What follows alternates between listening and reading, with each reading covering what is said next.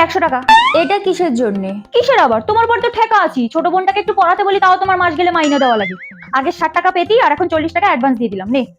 তোমার যা মেয়ে না, আমি বলে 100 টাকা নি, অন্য কোথাও দেখবে 2000 কমে নেবে না। কেমন আমার টিচার জানি, প্রত্যেকবার ছাত্রী করে ফেল। ও সবজি দাদা, বলি তোমার কাছে কুমড়ো আছে? কুমড়ো? ঢেঁড়স? ঢেঁড়স আছে ঢেঁড়স? আচ্ছা আচ্ছা 1 মিনিট দাঁড়ান দাঁড়ান, আমি আসি। এ মনা তাড়াতাড়ি 100 টাকা দে তো। 100 টাকা? আরে তোকে কালকে দিলাম না তো ছোট বোনকে পড়ানোর জন্য 100 টাকা, দিয়ে দে তাড়াতাড়ি দে। কিন্তু মা, ওটা তো তুমি আমাকেই দিয়েছিলে। আরে আমার সবজি কিনতে হবে, তাড়াতাড়ি 40 টাকা খরচ করবো, 60 টাকা তো তোরই থাকবে, আমি তো 40 টাকা অ্যাডভান্স দিয়েছিলাম তাই না? দে তাড়াতাড়ি দে। এই নাও ধরো। এ মানা আবার কি জন্য পটাতে এসছো? আমি যে তোকে 100 টাকা দিয়েছিলাম না, তখন 40 টাকা নিয়ে গেলাম সবজি কিনতে, আর 60 টাকা তোর কাছে আছে না? বুঝেছি, তোমার লাগবে তাই তো। 20 টাকা দে না মানা, বাইরে আখের রস এসছে, গলাটা শুকিয়ে যাচ্ছে, তোর জন্য 1 গ্লাস নিয়ে আসবো, দে না। দেওয়ার কি দরকার ছিল আমাকে, নিয়েই যখন নেবে ধরো। ও আমি তোকে পরে দিয়ে দেবো, আর আমি তো হ্যাঁ জানি, আমি খুব কত দেবে আমি জানি, ধরো। তোকে কালই দিয়ে দেবো, তোর জন্য 1 গ্লাস নিয়ে আসি আমি।